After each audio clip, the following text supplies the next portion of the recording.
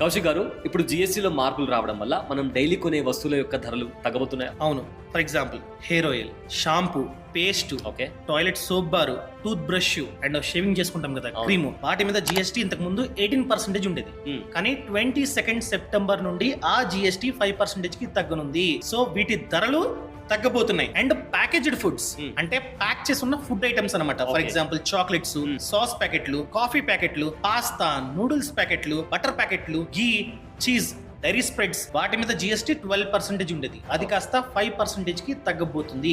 So వీటి ధరలు కూడా తగ్గబోతున్నాయి. Okay. And main thing snacks ప్యాకెట్లు, ఫర్ ఎగ్జాంపుల్ ప్రీ ప్యాకెడ్ నమ్కిన్స్ కావచ్చు, భూజియా కావచ్చు, మిక్చర్ కావచ్చు, సో వాటి మీద 12%, అది కాస్త 5% కి తగ్గబోతుంది. అండ్ యుటెన్షియల్స్ అంటే గిన్నెలు, ప్లేట్స్, స్పూన్స్, వాటి మీద 12% జిఎస్టీ ఉంటే అది కాస్త 5% కి తగ్గింది. Okay. వీటి ధరలు కూడా తగ్గబోతున్నాయి. And main thing feeding bottles అంటే పిల్లలు తాగుతుంటారు కదా, అవును.